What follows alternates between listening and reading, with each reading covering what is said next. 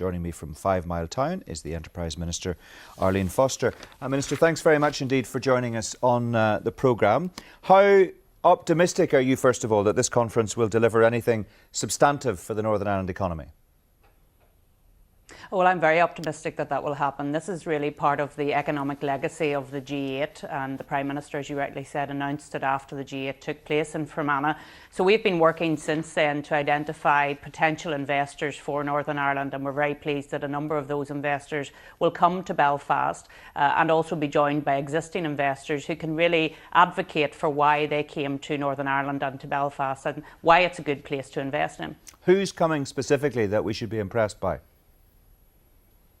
Well, I'm not going to talk about the potential investors, obviously, for very obvious reasons. But, for example, there will be people there from the New York Stock Exchange. There will be people there from Chicago Mercantile, one of our more recent investments. And, in fact, Northern Ireland is now the #1 in the world for financial technology investment. And I think that's a tremendous thing to be very proud about. And we will be talking about why that's the case, the fact that we have the skills available, we have the infrastructure available in terms of telecoms infrastructure, and the fact that we have, and this is something that people mention a lot to us, that we have accessibility to government and that government can work very well with business. Will there be new companies to Northern Ireland with no existing presence here at the table next week?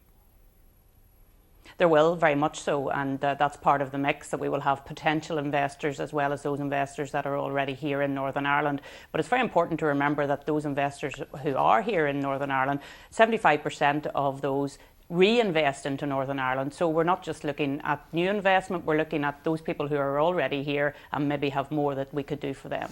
How do you think we should judge the success or otherwise of this investment conference?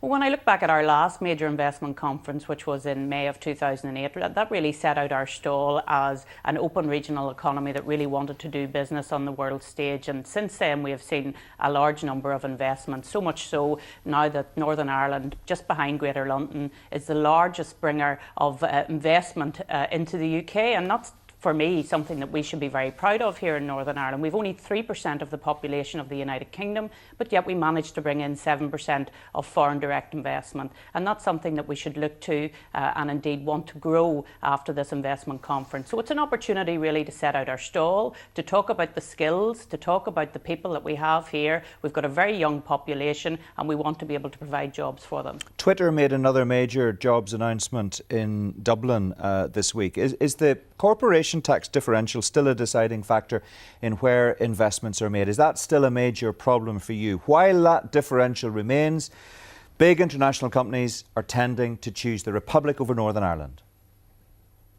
Well, it depends really what the companies want. If they want to look at shifting profits, then of course corporation tax will still be a major issue. It's one of the reasons why we will continue to engage with the Prime Minister on that issue. As we know, he's delayed a decision on that issue until after the Scottish referendum. That doesn't mean that we're not continuing to push on the issue. In fact, we will have meetings with the Prime Minister when he's here about that very issue.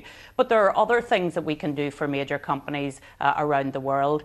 We are very cost competitive. We do have the skills. We are really a gateway into Europe and into the United Kingdom. And so we've been pushing all of those buttons, and that's why we continue to do very well in relation to foreign direct investment.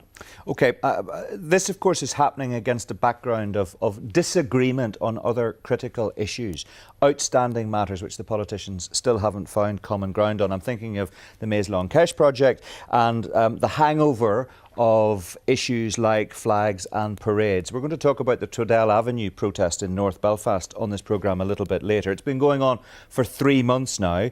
Yesterday, you'll know, a senior Orange man called for the protest to be upscaled as far as civil disobedience. That's not going to help persuade investors to choose Northern Ireland next week, is it?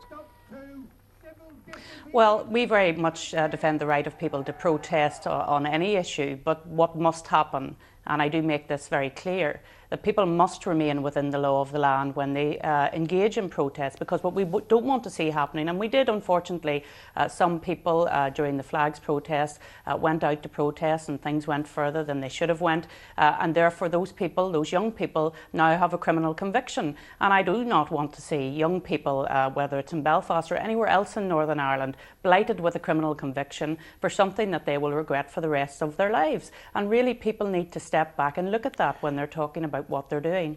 We saw pictures, we've just seen them in fact, we've just shown them to viewers of this programme. They came from yesterday, of two of your DUP colleagues in the Assembly. One of them, of course, your fellow Executive Minister, Nelson McCausland, standing behind the Orange Man, flanked by prominent loyalists as he called for civil disobedience. What kind of message do you think that sends out? Well, we are very clear as a party that we again, and I will say it for you, Mark, believe that people have a right to protest in Twaddell.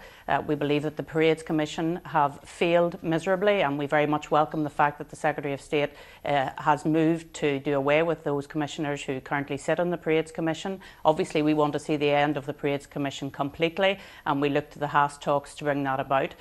Because what we can't continue with is the fact that people's rights are being denied by the Parades Commission, and we need to look at the very fundamentals of the Parades Commission. The fact that we have a commission that not only negotiates with people but then goes on and actually decides. So we have a dual role for the Parades Commission, and I have always said right back to when the Parades Commission was created in the 1990s that that was folly, and that should not have been the case. But we have seen the outworkings of that over a period of time, Mark, and we very much need to see the end of the Parades Commission. Well, I understand that, but do we not also need to see an end to the unrest on the streets and the end of the Twaddell Avenue protest? Because it's costing, as we know from the Chief Constable, £50,000 a day to police. People have rights, but they also have, let's remember, responsibilities. And I just wonder if you think Nelson McCausland, standing there on that platform yesterday, fellow member of your party, fellow member of the Executive, is actually making your job of bringing investment into Northern Ireland more difficult.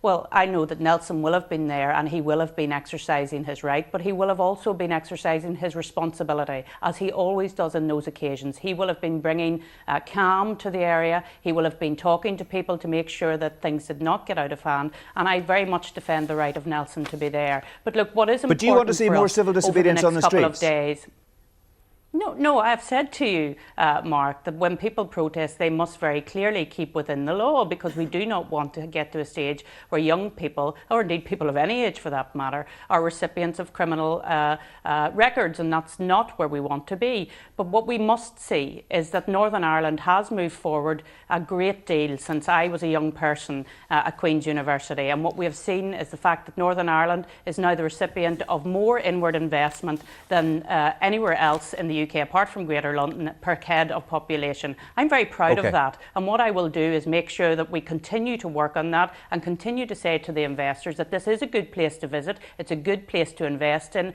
and it's a good place to set up a business, and that will certainly be my message in the coming days. OK, we'll leave it there. Arlene Foster, thanks very much indeed for joining us from Fermanagh this morning.